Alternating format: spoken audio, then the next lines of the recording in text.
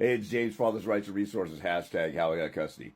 Here goes another hater here, and I'm going to show you guys why all my haters are total liars. And let's stack my resume and my record versus one of my haters here who just is turning out to be a gay, scorned ex-gay lover type of stalker. He's obsessed with me and he won't stop, and he still follows me, and he's saying I'm incompetent and I suck. So let's look at this guy's record, and then let's look at him lying about me and my baby's mom to make himself feel better and try and just bash me. I mean, I'm never going to not have a fan base. That's impossible. But even if it fizzled out and this didn't work out, I'll just go to a regular job, and it's everybody else's loss if I stop doing this, which would be his goal. So this guy comes on and says, don't listen to this hack. So I'm a hack, okay? Even though you can look on YouTube and see guys with all kinds of testimonials. After I got a consultation with you, I got 50-50. You saved my marriage, this and that. You can find the comments all over on YouTube under videos. And then you can follow up with those people if they got contact information. Or if you see testimonials here on TikTok or on Instagram, you can just DM those people and say, are you real? Let me see, prove it, or whatever. So he said, I'm a hack. I won custody because James won custody because his daughter's mom is a minority crackhead. Now, this dude asked about my baby's mom a couple videos ago, and he goes, isn't your baby's mom black? So he just assumes that she's a crackhead. So I'm going to prove that's a total lie. And we're going to go through his track record versus mine. And this is what haters do. When they can't win their argument, when they can't win their point, when you're better than them or have a better track record, all they can do is make up a lie. What does your baby's mom do in court? She lies about you, right? Because you're a good dad, right? Because that's all she could do to win in court. This guy has feminine baby mama energy. And he lost in court. Now, he said that I helped him 15 years ago. I don't even remember him. I was helping a bunch of people back then. That's, 15, 20 years ago or something like that. He said the paperwork that we worked on together got thrown out. Now, there's most likely he filed something wrong. He was late getting the judge to working copies. That's usually the only time they'll throw some out. I don't know what the deal is because he only worked with me one time and then he quit on me helping him, which is fine. But then he's coming back blaming me for all his problems. And well, let's look at this. After he got his paperwork thrown out, he had a chance to do a reconsideration, and then after the reconsideration, appeal to a judge and do a reconsideration. He had 3 or 4 more chances to fix that. He didn't even try and do that. When I went to court and my baby's mom back here got a temporary restraining order against me, emergency one, we went in front of the judge. He extended it 2 more weeks until we got to family court. Then we had another hearing. I said, I didn't get to family court until another 2 weeks from now. He goes, okay, you guys go to family court, get out of my court, and this drops off after that. I'm keeping it on just to be safe. And she never succeeded even getting any kind of emergency order afterwards. She tried to get like a restraining order 7 different times, even though I didn't talk to her. That's what crazy women do. But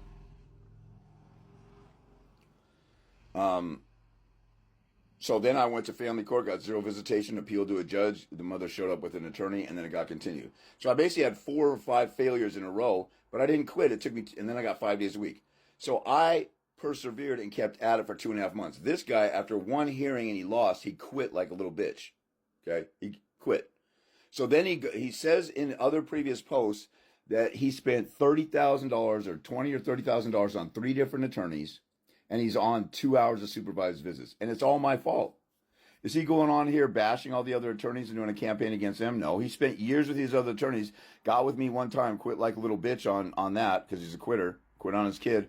But what it sounds like, he's like, here, you do this for me. You do this for me. To the attorneys, you do this for me. I guarantee he didn't do a deposition on the mother. He didn't get on the offensive. He didn't go for full custody. He didn't ask for a psychological evaluation. He didn't call the mother out for what he was. He just followed his attorney's lead and didn't have a conscience or balls himself to think for himself. Now, so I got a track record of winning over and over and over again. If you type in HIGC testimony hashtag on YouTube, you'll find some of the ones that I marked. There's countless other ones. I just recently decided to mark that up. You might be able to find it on Instagram. I've had my Instagram pages booted for all the stupid, oh, you said dang it in your video. So, or somebody reported you, one of my haters reported. So I got, I keep getting banned. My Instagram had a whole bunch of HIGC testimonies, but I just decided recently to do it on YouTube, or thought about doing it on YouTube. So you can find HIGC for how I got custody testimony. Look, search that hashtag on YouTube. You'll see some of them.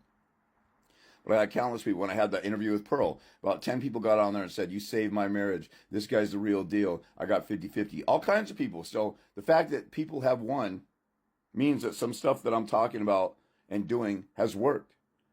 And if you get on the offensive right from the beginning, 90% of guys get a favorable ruling or something fair, at least fair, if not an overwhelming, 50-50 or custody or whatever. But if you don't get on the offensive early on, we have to do an uphill battle because you were a dumbass and didn't call the mother out and you listened to some stupid ass attorneys. I didn't do that at the beginning of my case when I was a warehouse worker who flunked out of college. I didn't listen to stupid things. I followed my conscience. When an attorney told me you can't do this and you can't do that, I said, F you, bye. You guys didn't have the balls to say that. So now you're behind the 8 ball and you found me. That's great. Now you're willing to fight. That's great. So we're in an uphill battle. If you would have got a hold of me at the beginning of the case, you would have been on the offensive and the case would be over in a couple months.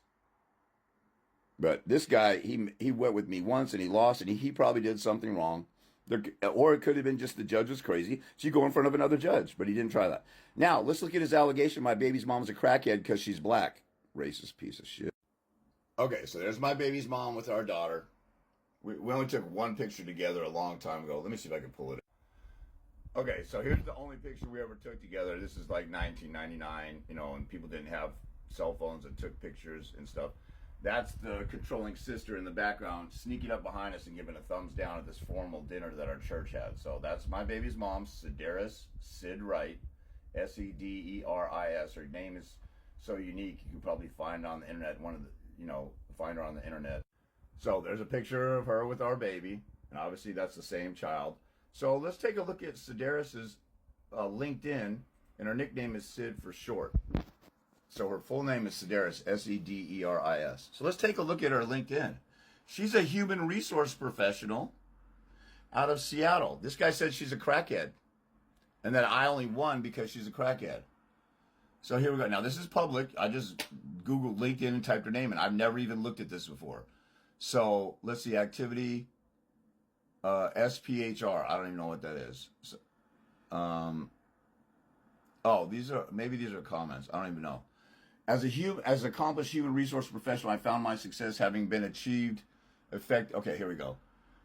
Effectively by executing HR strategies. So this lady, when we met, like right out of college, she had a journalism degree out of the University of Washington. Then she went back to school and got a human resource degree. And at one point, in one of her financial declarations, she was making $90,000 a year. Now, she's a high-functioning narcissist, but, here's her areas of expertise. HR operations management. Now, you can be a narcissist, high-functioning like this. You can't be a crackhead. At the time that we dated and had the child, she didn't even drink alcohol.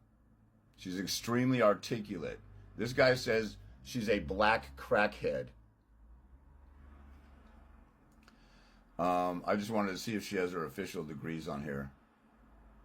So she's a residential counselor supervisor, downtown emergency services. I don't even know that. I don't even talk to the chick. Collins Aerospace, human resource business partner. So senior human resource generalist. So she worked in human resource management, or she was just a general worker in the human resource department. Then she became, she's a business partner of human resources. She's probably doing some seminars and stuff like that on human resources benefits at this corporation that contracts with Boeing. So this isn't no Mickey Mouse company she worked for either. And I'm not here to, pump her up. Okay, she's got a Bachelor of Arts in Communications. I actually thought it was journalism. Master of Arts, MA in Organizational Management. You think crackheads are getting that? Senior Professor of Human Resources. Volunteer. She's done all these volunteer works, probably to salve her conscience for being a horrible mother. Ventura County Rescue Mission. Wow. She's doing all this volunteer work, but she doesn't volunteer to spend time with her kid. And then she's getting recommendations from people at Boeing and other places, IT specialists and stuff like that. Yeah, that's what a crackhead does. So a hater hates me so much, or he's jealous, mad, or feels scorned, didn't want to get help, he screwed his kids over, didn't want to fight, and he turns into a hater bitch. And his desperate claim is that I have a black baby's mom, so she must be a crackhead. And she's got a master's degree.